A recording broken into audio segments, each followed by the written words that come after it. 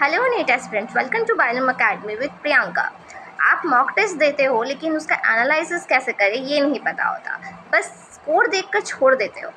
गलती करके test analysis ही NEET selection की रियल की होती है। आज की वीडियो में मैं आपको बताऊंगी टेस्ट एनालिसिस की पूरी strategy, step by step analysis जो आपके मार्क्स को बूस्ट करेगा। अब टेस्ट एनालिसिस का इम्पॉर्टेंस क्या है, हम टेस्ट एनालिसिस करते क्यों है। Test analysis does not mean just checking score. Test analysis का ये मतलब बिल्कुल भी नहीं है कि आप सिर्फ अपने स्कोर्स को देखो और उसे बस बंद करके रख दो, ऐसा बिल्कुल नहीं होता है। टेस्ट एनालिसिस का मतलब होता है कि आप अपने गलतियों को देख कर उसमें से अपने वीक टॉपिक्स को आइडेंटिफाई करते हो। आप अपने टाइम मैनेजमेंट को इम्प्रूव करते हो हर टेस्ट के बाद, अपनी गलतियों को रिपीट होने से रोकते हो। टेस्ट एनालिसिस का मतलब ये होता है, टेस्ट एनालिसिस का इम्पॉर्टेंस ये होता है। अब मैं आपको बताती हूँ कि आप स्टेप बाय स्टेप अपना टेस्ट एनालिसिस कैसे करोगे। जब भी आप टेस्ट दे रहे हो, मैंने आपको अपनी कई वीडियो में बताया कि आपको हर हफ्ते टेस्ट देने हैं। अगर आप ड्रॉपर हो तो अभी से स्टार्ट कर दो हर हफ्ते टेस्ट देना, ठीक है। अब हर हफ्ते अपने टेस्ट, संडे को टेस्ट दोगे। टेस्ट देने के तुरंत बाद आपको अपने क्वेश्चन वाइज रिव्यू करना है। हर क्वेश्चन को आपको 3 कैटेगरी में डिवाइड करना है। फर्स्ट कैटेगरी होगा करेक्ट विद कॉन्फिडेंस, जो आपने सही किया है पर कॉन्फिडेंस के साथ सही किया है। सेकंड कैटेगरी होगा करेक्ट बट गेस, जो आपने सही किया पर तुक्का लगा के सही किया है। और थर्ड कैटेगरी होगा इनकरेक्ट का, जिसमें आपने आंसर ही इनकरेक्ट दिया है, ठीक है। तो इन 3 कैटेगरी में आपको अपने क्वेश्चंस को डिवाइड करना है। नेक्स्ट स्टेप में, सेकंड स्टेप में आपको अपनी गलतियों का टाइप समझना है कि आपने गलती करी कैसे है, या आपके कॉन्सेप्चुअल मिस्टेक है, आपका कॉन्सेप्ट क्लियर नहीं था इसलिए कॉन्सेप्चुअल मिस्टेक हुआ है, या फिर आपने सिली मिस्टेक किया है कैलकुलेशंस में या मार्किंग में, मतलब गलत ऑप्शन टिक किया है, ऐसे सिली मिस्टेक किया है आपने, या फिर टाइम प्रेशर होने की वजह से, टाइम की कमी होने की वजह से पैनिक में आकर आपने आंसर गलत टिक किया है। ऐसे आपको अपनी गलतियों को समझना है। थर्ड स्टेप में आपको सेक्शन वाइज टाइम एनालिसिस करना है कि कौन से सेक्शन में आपको कितना टाइम लग रहा है।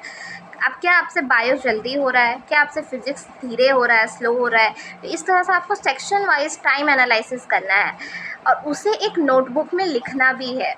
स्टेप 4 में आपको अपने वीक कॉन्सेप्ट्स को रिवाइज करना है। जिस भी टॉपिक में आपकी गलती हो रही है, कंसेप्चुअल मिस्टेक हो रहा है जिस टॉपिक से, उस टॉपिक की आप एनसीईआरटी रिवाइज करो। उस टॉपिक को अच्छे से समझने के बाद, रिवाइज करने के बाद आप उससे 20 से 30 प्रैक्टिस क्वेश्चंस करो। देखना आपका वो टॉपिक जो वीक एरिया है वो स्ट्रांग हो जाएगा। बार बार रिवाइज करने से 20-30 क्वेश्चन लगाओगे, अपने आप स्ट्रांग हो जाएगा वो टॉपिक। स्टेप 5 में आपको एक नोटबुक मेंटेन करना है, टेस्ट एनालिसिस के नोटबुक।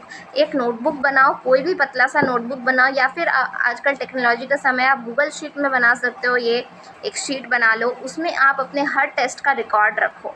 हर टेस्ट का रिकॉर्ड रखो, उसमें मार्क्स लिखो, अपने टेस्ट का स्कोर, जो मिस्टेक हो रही है वो, जो सीख रहे हो, जो टॉपिक आप दोबारा रिवाइज कर रहे हो, सीख रहे हो, वो सब उस टॉपिक में लिख के रखो। ये सब आपको कॉपी में लिखना है। अपने मार्क्स, आपका जो स्कोर आ रहा है वो, आपका जो मिस्टेक हो रहा है वो, और जो आप सीख रहे हो वो, ये 3 चीज़ें आपको अपनी टेस्ट एनालिसिस कॉपी में लिखना है।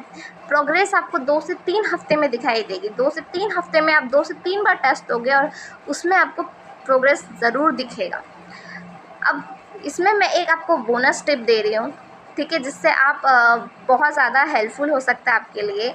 आप जो भी क्वेश्चन आप गलत कर रहे हो उसे आप रेड पेन से मार्क करो, और जो भी क्वेश्चन आप सही कर रहे हो, जो आपका क्वेश्चन स्ट्रांग है, उसे आप ग्रीन पेन से मार्क करो।